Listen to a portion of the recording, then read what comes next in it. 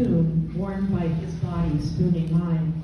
But I was always glad to meander the trail behind our home, reach for his hand, and catch the sun rising over the Salt Lake Valley. It was the early days of us, and he was still married.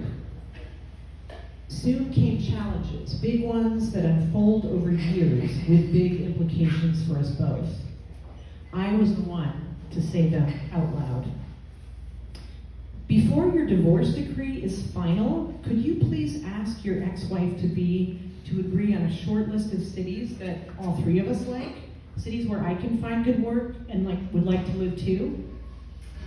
Can we please see that counselor to reckon how I want to have a child and you're done raising kids, even though the youngest of your four is two years old? Can you please make that appointment you said you would to reverse your vasectomy? At worst, when we stand close enough to hug, you pretend not to hear. At best, you say, I don't want to talk. At least that's honest, I snap. You scowl. When you won't talk to me, I'm desperate to reach you. I don't tell you about the pit in my heart. It's the color of carob and the size of a cherry pit, although it's hard and pockmarked and sharp like a peach pit. It feels like a kidney stone refusing to pass.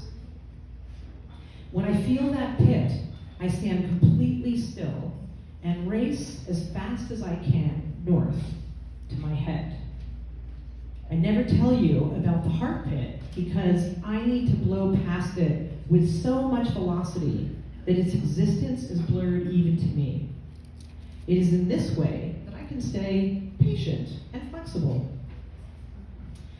Luckily, my mind can think its way out of our every disaster. Racing north to my head looks like this. When you won't talk to me, I assume you need space, not that you're punishing me with silence. You and I both know it's a problem in intimate relationships that I cannot take a subtle hint. My mind collects photographs and analyzes fingerprints to corroborate the shred of evidence that supports what I want to be true. My propensity toward optimism borders on pathological. So, I give you space. Space is good. Space lets us return to ourselves, get clear on what we want, independent of what we think others want from us. I wait for you to take the lead. No one likes to feel pushed, especially you. I know this, but it's hard to wait. I am a puppy dog at your feet, chest down, butt up, paws forward, waiting for a crumb, as if a dog could survive on a crumb, if you were to throw me one. I hang back because I think that's what you want. But what if you're silently worried I'm going to leave you, which I'm not? I could be sending entirely the wrong message. How can I prove my love while I give you space? I make a special cake for you to take to your boys' book group. When I ask you to consider that marriage retreat, your eyes stay fixed on your laptop. You think you're going to be traveling then. I get no reply when I text you quotes from spiritual gurus and relationship experts that I'm sure will lead us to breakthrough. Like Esther Perel, the quality of your life ultimately depends on the quality of your relationships. I set intention before I sleep, ask for guidance in my dreams. If I can just find the right words, I can clear up our current misunderstanding once and for all, and we can start fresh again today. If I can just find the right metaphor, you'll understand my pain. Once you hear me lay myself bare, you'll trust me with the precise nature of your pain. And that's how we can find each other again.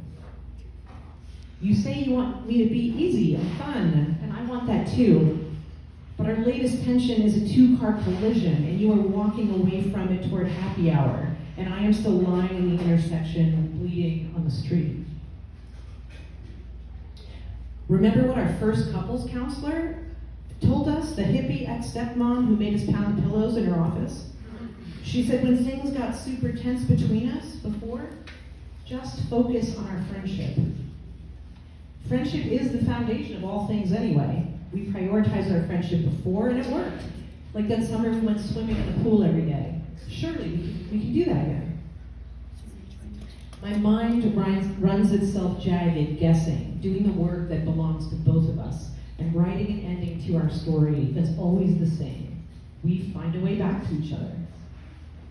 But you keep freezing me out, and so I wonder and wait, and eventually my wrath is unleashed. Wrath seems to get your attention.